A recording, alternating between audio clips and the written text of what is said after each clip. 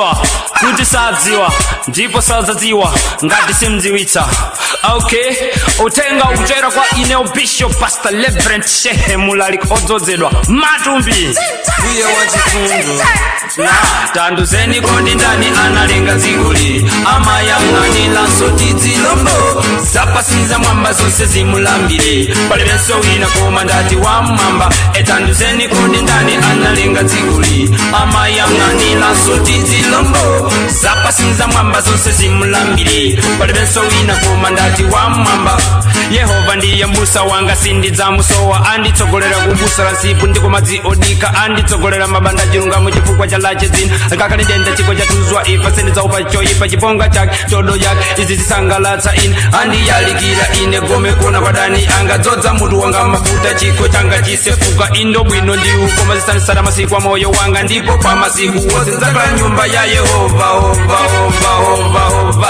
Tanduzeni kodi ndani analenga dzikoli amayang'anira soti dzilombo zapasinza mwamba zonse zimulambire palibenso wina koma ndati again. Tanduzeni kodi ndani analenga dzikoli amayang'anira soti dzilombo zapasinza mwamba zonse zimulambire palibenso wina koma ndati wa mwamba. Sindine mwala ndati kapena tuntengo sindine chula bale ine sine chitsa sindine njoka fisi ine ndine muntu mbalamezi mamwe mila ndikanika dzina la tate la mwana lazimo yela ndimyamike mbuye wanga ndwa chifundo mbuye wanga ndwa chikono natumiza mwana wako badwa yeko zatifera kuti yeso kulupirira asareka kale ni moyo sata nichikondi chateko batali iye dzamupatsa chani ndwa makamu wa mama mbuye wanga ndwa chifundo mama umasana madzulo tawe zose tidzi muyamike kuyambira pomwe tinali mwana paka na lero lino takula ndipo makumi anzatu ambiri apita koma iwe ndi ine bakana tisunga ndi moyo nanga tandiuze mbale kodu tandaula chan sindima takumbetsa kuti vuto lako ndi chan mulungu ndi wa moyo lero tandaula chan ngati si wa moyo ali mtima ngani ndani tanduzeni kodi ndani analenga dzikoli amayang'anira soti dzilombo zapasinza mwamba zonse zimulambire palibenso wina koma ndati wa mwamba. Tanduzeni kodi ndani analenga dzikoli amayang'anira soti dzilombo zapasinza mwamba zonse zimulambire palibenso wina koma. Alhamdulillah, salamu alaikum alaikum wassalamu barakatuh barabizo. Amen, amen. Jesus iye anati ali mulungu wansana